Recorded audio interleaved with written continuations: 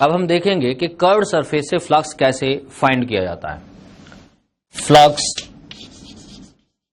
Through curved surface.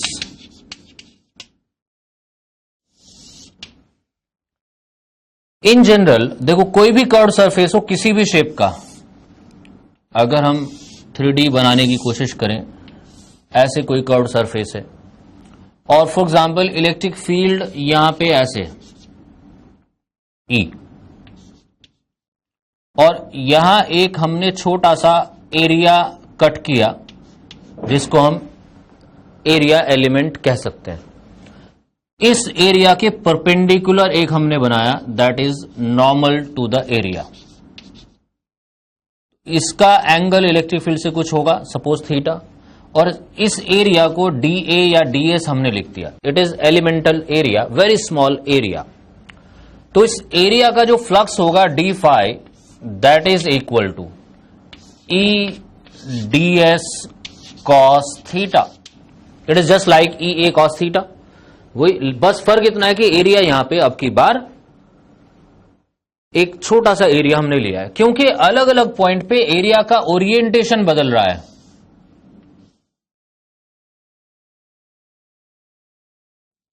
अगर ऐसे करके हम ये एरिया एलिमेंट्स बनाने की कोशिश करें तो आप समझ सकते हो कि हर एक छोटा सा एरिया, इसकी जो डायरेक्शन होगी, क्योंकि कर्व ऐसे ऐसे इन जनरल किसी भी तरह से कर्व्ड है, तो एरिया एलिमेंट का नॉर्मल किसी डायरेक्शन में होगा, इलेक्ट्रिक फील्ड किसी और डायरेक्शन में। कोई दूसरा एरिया एलिमेंट लोगे तो उसका जो नॉर्मल होगा वो किसी और डायरेक्शन में होगा। तो इसीलिए हम एक एरिया एलिमेंट का फ्लक्स फाइंड करते हैं, इसको आप E.ds भी लिख सकते हैं। तब total flux of the surface होगा integration of this flux, that is E.ds। इसका मैं एक एग्जांपल लेना चाहूंगा। सपोज एक पॉइंट चार्ज है और उस पॉइंट चार्ज के फील्ड का हमें फ्लक्स फाइंड करना है, passing through a sphere concentric with the charge.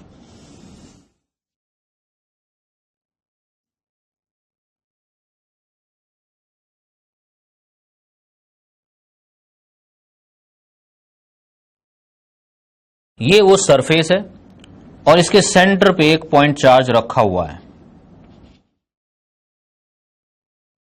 Q।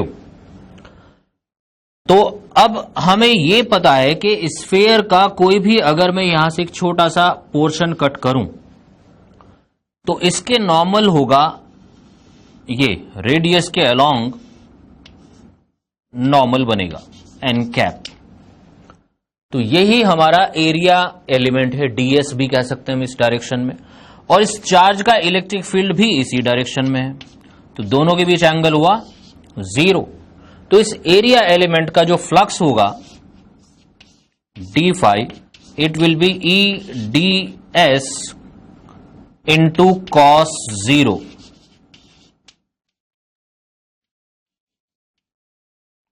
And not only this, अगर हम कहीं दूसरा एरिया एलिमेंट कंसीडर करें इसी स्फीयर का, तो same situation is for this element also.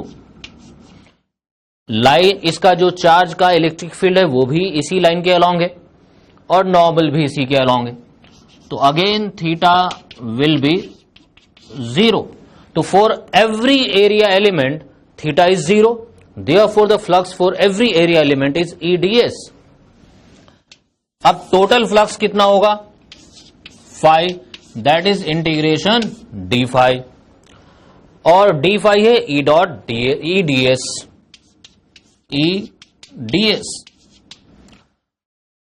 अब हम इसे फर्दर कैलकुलेट करना चाहते हैं। अच्छा, अगर कहीं पे सरफेस क्लोज्ड होता है और आप उसका इंटीग्रेशन कर रहे हो, तो आप उसके लिए एक सर्कल यहां पे मार्क कर सकते हो। We call it closed integral. It is due to close surface. Surface यहां पे क्लोज है, लेकिन जैसे ही ओपन था तो इसमें फिर कोई क्लोज सर्कल नहीं हम लगा सकते क्योंकि ओपन सरफेस है। तो अगर कहीं पे क्लोज सरफेस है तो आप ये सर्कल लगा सकते हैं, फिर लिमिट्स की कोई जरूरत नहीं होती, अंडरस्टूड होता है पूरे सरफेस पे आप इंटीग्रेशन करेंगे। और ये electric field due to a point charge है, electric field is due to a point charge, तो हम इसकी वैल्यू डाल सकते हैं 1/4πε0 Q/r² इंटू ds। ये r रेडियस हो गई इसकी स्फेयर की। तो अब ये इंटीग्रेशन में अगर आप देखो ये सब क्वांटिटीज कांस्टेंट हैं, for different area elements this radius is same, ये भी r है, it is constant for all the area elements. q same है, आप ये चीजें बाहर ले आए, it is Q/4πε0 r² integration for close surface ds, और ds का इंटीग्रेशन होगा for the sphere, ds mean small area, उसका इंटीग्रेशन हो गया total area of the close surface, and it is a sphere, और स्फेयर का close surface जिस area जो होता है 4πr² होता है, then it becomes Q/ε0। This is the total flux of the curved surface. तो इन जनरल कर्व्ड सरफेस का फ्लक्स हमें इस तरह से फाइंड करना होता है, एक एरिया एलिमेंट लेंगे, उसका फ्लक्स लिखेंगे और इंटीग्रेशन करेंगे, टोटल फ्लक्स आ जाएगा। नॉर्मली हमें इस टाइप के क्वेश्चंस सॉल्व करने की जरूरत नहीं पड़ती जिसमें कर्व्ड सरफेस का एरिया निकालना हो। ये तो एक सिंपल एग्जांपल था, कर्व्ड सरफेस का फ्लक्स हमें फाइंड करना होता है, तो ये तो एक सिंपल सा था एग्जांपल। कहीं कहीं पे ये होता है कि ये कर्व्ड सरफेस का फ्लक्स फाइंड करना काफी डिफिकल्ट हो जाता है। फॉर एग्जांपल इसी में अगर पॉइंट चार्ज को हम थोड़ा सा शिफ्ट कर दें, सपोज ये तो वही कर्व्ड सरफेस है स्फेयर, पॉइंट चार्ज अब की बार सेंटर पे नहीं, यहां साइड में है।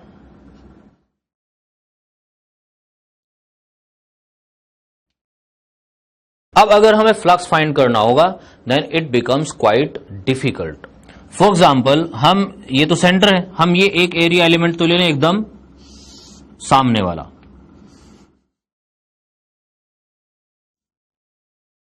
ये नॉर्मल हो जाएगा, और फील्ड भी इसी डायरेक्शन में, तो theta is 0, there is no problem.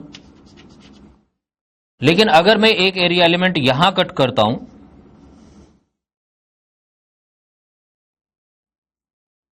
Field तो होगा इस डायरेक्शन में और नॉर्मल होगा इस डायरेक्शन में, थीटा इज डिफरेंट। तो हम ये देखते हैं कि इस पर्टिकुलर केस में जब सेंटर पे नहीं है चार्ज, डिफरेंट एरिया एलिमेंट्स के लिए एंगल डिफरेंट होगा और ये फ्लक्स को कैलकुलेट करना हमारे लिए डिफिकल्ट हो जाता है। तो ऐसी सिचुएशन, ऐसे सवाल भी होते हैं, हमें फाइंड भी करना होता है फ्लक्स, लेकिन हम इसे किसी और तरीके से फाइंड करते हैं, ना कि इंटीग्रेशन से। तो पहला पॉइंट तो ये क्लियर हो जाना चाहिए, कर्व्ड सरफेस का इन जनरल फ्लक्स होगा, एक एरिया एलिमेंट का फाइंड करो, इंटीग्रेशन कर दो।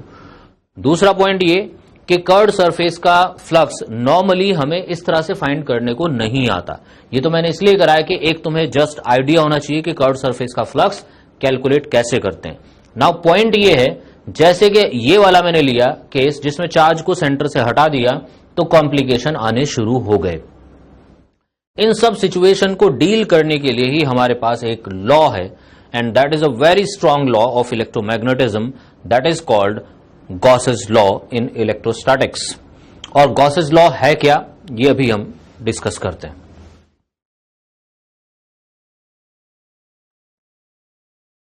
अब हम डिस्कस करते हैं Gauss's law.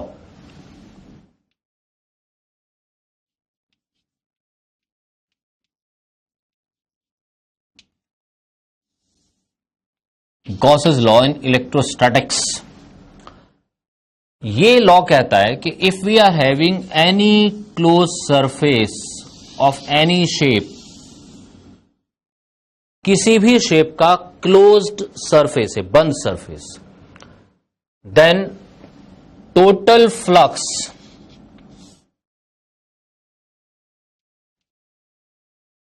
passing through this closed surface is equal to, Q enclosed by epsilon naught।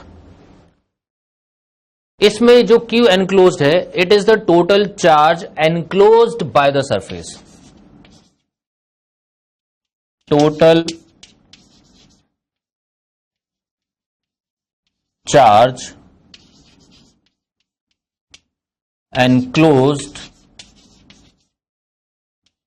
by the surface। इसका ये मतलब है इसके अंदर ये चार्जेस कहीं भी हों, फॉर एग्जाम्पल एक चार्ज ये है Q1, एक चार्ज Q2, एक Q3, एक बाहर रखा हुआ चार्ज Q4, हमें वो चार्जेस लेने जो सरफेस के अंदर हैं, वो नहीं जो बाहर हैं। जैसे Q4 ये हमारे लिए इममेटीरियल है, इसकी कोई जरूरत नहीं है फ्लक्स कैलकुलेट करने के पॉइंट ऑफ व्यू से। तो जो Q एनक्लोज है इस एग्जाम्पल में ये कितना हो जाएगा, Q1 plus Q2 plus Q3, यानी हमें सिर्फ वो चार्जेस लेने जो सरफेस के अंदर हैं, और इस सरफेस को हम गॉसियन सरफेस कह देते हैं।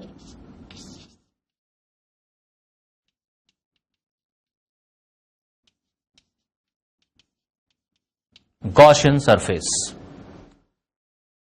Take all the charges which are inside the surface and not outside. This is Q enclosed। और हमें मिलेगा क्या, total flux passing through the surface. अब अगर तुम ध्यान से देखो, अभी हमने फ्लक्स की डेफिनेशन देखी और उसको कैलकुलेट करके भी देखा कुछ एग्जांपल्स में। फ्लक्स तो actually number of field lines होता है, और वो इलेक्ट्रिक फील्ड और एरिया से कैलकुलेट होता है। Electric field into area into cos theta plane surface के लिए, और कर्व्ड सरफेस है तो एलिमेंट से निकालते हैं। यहां अगर उस तरह से आप सोचोगे कि किसी भी पॉइंट पे देखो, अगर मैं यहां एक पॉइंट ले लेता हूं, सपोज ये सरफेस इस जगह, तो इसका नॉर्मल तो हुआ ऐसे कुछ। अब इस वाले चार्ज का फील्ड, इसका फील्ड, इसका फील्ड, फील्ड तो इसका भी है यहां, तो सभी चार्जेस का फील्ड देखोगे कितना है, उस फील्ड का इसके साथ डॉट प्रोडक्ट करोगे एरिया के साथ, वो इसका फ्लक्स आएगा। इसी तरह से हर जगह आपको हर एरिया एलिमेंट का फ्लक्स निकाल के ऐड करना है यूजिंग इंटीग्रेशन और जो भी आप मेथड लगाएं, लेकिन कॉन्सेप्ट यही है कि आप फ्लक्स कैलकुलेट करते हैं directly using electric field and area.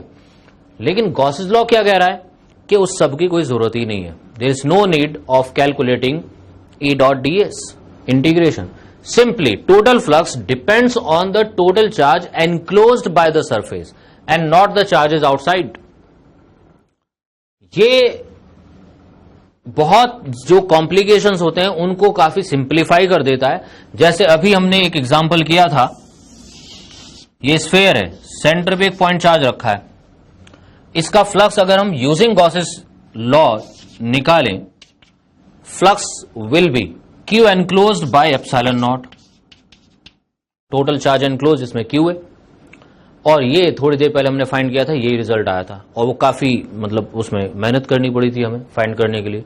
इससे डायरेक्टली आता है total flux passing through any closed surface. Condition ध्यान रखना, गॉसेस लॉ अप्लाई करने के लिए सरफेस क्लोज्ड होना चाहिए, बंद, क्लोज्ड सरफेस, जैसे क्यूब, स्फेयर, सिलेंडर एटसेट्रा, किसी भी तरह की शेप हो सकती है, इट शुड बी क्लोज्ड। एक पॉइंट। दूसरा पॉइंट, हमें चार्जेस वो लेने जो इसके अंदर हैं, वो नहीं जो बाहर हैं। चार्जेस अंदर किस जगह पे हैं, यानी उनकी लोकेशन क्या है, it doesn't matter. The only condition that it should be inside the surface. जैसे मैंने एक दूसरा इसमें सिचुएशन क्रिएट की थी कि इसे हम शिफ्ट कर दें, सेंटर से हटा दिया। जब आप इसे सेंटर से हटाओगे तो वो जो E dot ds integration method है that becomes complicated, but Gauss's law क्या कहता है, total flux passing through the close surface is equal to Q enclose by epsilon not. और Q एनक्लोज अब की बार कितना है, it is again Q, the flux is still this. Otherwise ये काफी मुश्किल हो जाता है हमारे लिए कैलकुलेट करना। तो फ्लक्स कैलकुलेट करने का एक बहुत इजी तरीका ये है गॉसेस लॉ, जिसमें आपको सिर्फ और सिर्फ क्या देखना है कि टोटल कितना चार्ज एनक्लोज्ड है। यहां मैं एक पॉइंट और आपको नोट करा दूं, अगर हम डायरेक्टली फील्ड से फाइंड करेंगे फ्लक्स, तो उस फील्ड में कंट्रीब्यूशन किस किस का होगा, Q2 का होगा, Q1 का होगा, Q3 का होगा, Q4 का होगा। इन सब का टोटल फील्ड जो आएगा, सपोज टोटल फील्ड ऐसे आ गया, उस टोटल फील्ड से डॉट प्रोडक्ट होगा E डॉट ds, फिर इंटीग्रेशन आएगा। यानी अगर आप E डॉट ds इंटीग्रेशन से फ्लक्स फाइंड करते हैं तो उसमें E तो होता है E डॉट ds। ये सर्कल मैंने इसलिए लगाया कि हम क्लोज सरफेस की बात कर रहे हैं। It should be phi total. इस E को आप अगर देखें, ये कौन सा फील्ड है? It is the electric field due to all the charges whether they are inside the surface और outside the surface. Net field due to all the charges. जबकि गॉसेस लॉ के अकॉर्डिंग जो फ्लक्स की value आती है वो कितनी आती है? It is only due to enclosed charges.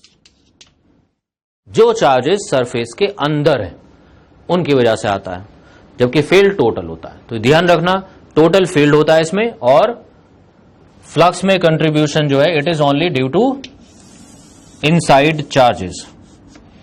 आप इसको कुछ कुछ इस तरह से भी समझ सकते हैं। सपोज इस चार्ज की मैं बात करूं, इससे कोई फील्ड लाइन आएगी और ऐसे निकल जाएगी, तो अगर फील्ड लाइन इसमें एंटर की है तो कहीं ना कहीं बाहर भी निकली है, तो नेट फ्लक्स इसका जीरो हो जाता है। जितना एंटर किया उतना बाहर निकल गया। एक और मैं यहां कन्वेंशन डिस्कस करना चाहूंगा, plus minus, positive negative of the flux.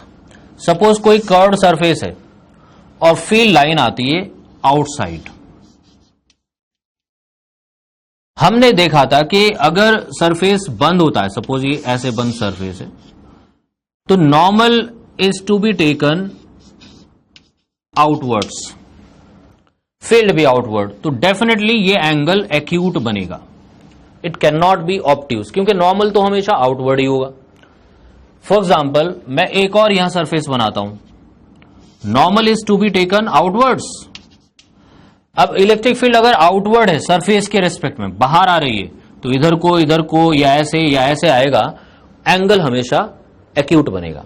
But if the field is entering, it is going inwards like this, तो एंगल हो जाएगा ये, क्योंकि वेक्टर्स के बीच एंगल देखते हैं टेल्स उनकी जब मिलती है, तो ये एंगल बनेगा ऑब्ट्यूज। तो इट मीन्स कि जब हम यहां पे फ्लक्स कैलकुलेट करेंगे E into A into cos theta या E ds cos theta, theta is acute. जो फ्लक्स है,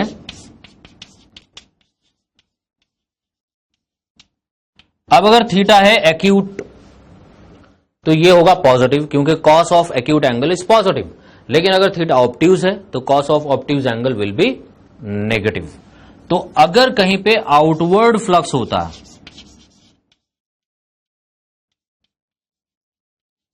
आउटवर्ड फ्लक्स, तो इस आउटवर्ड फ्लक्स का साइन कैसा होगा? इस केस में थीटा होगा एक्यूट और फ्लक्स होगा पॉजिटिव। आप यहां लिख सकते हैं थीटा विल बी एक्यूट। और अगर इनवर्ड फ्लक्स है, फ्लक्स एंटर कर रहा है, फील्ड लाइन एंटर कर रही है, तो थीटा होगा ऑब्ट्यूज।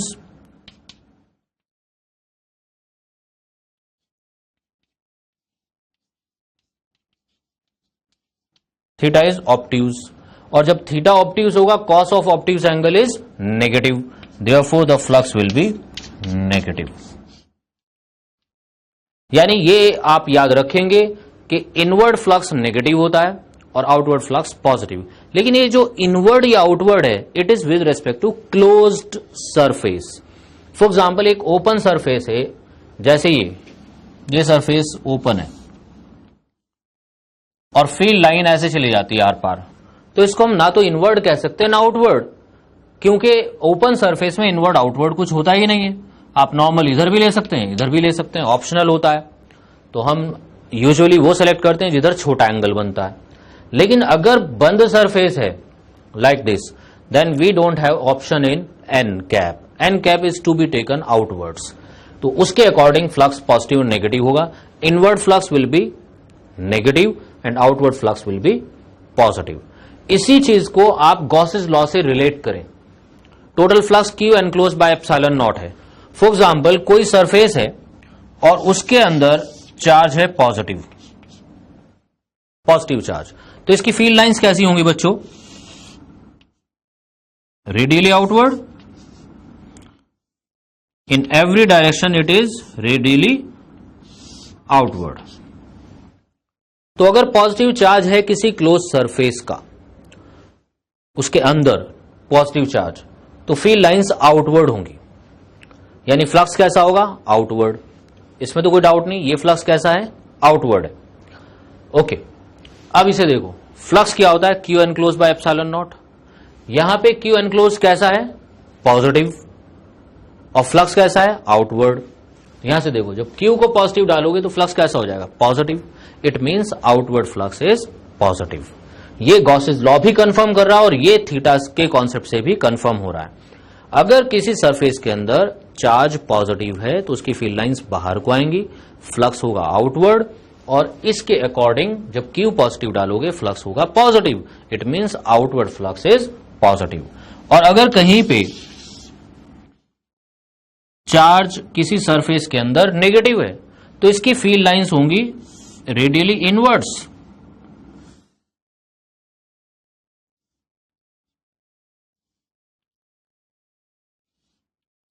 तो इसकी फील्ड लाइंस अंदर की तरफ आएंगी तो इनवर्ड फ्लक्स होगा. और जब यहां क्यू को नेगेटिव डालोगे तो flux will be negative. It means inward flux is negative and outward flux is positive. तो हम इन कन्वेंशन को भी ध्यान में रखेंगे और पॉजिटिव नेगेटिव फ्लक्स की. और गॉसेस लॉ का अब हम कुछ एप्लीकेशन करेंगे, कुछ इसके पहले कॉन्सेप्चुअल क्वेश्चंस करेंगे, उसके बाद इसका यूज करेंगे हम इलेक्ट्रिक फील्ड फाइंड करने में. तो पहले कॉन्सेप्चुअल क्वेश्चंस हम डिस्कस करेंगे इसके.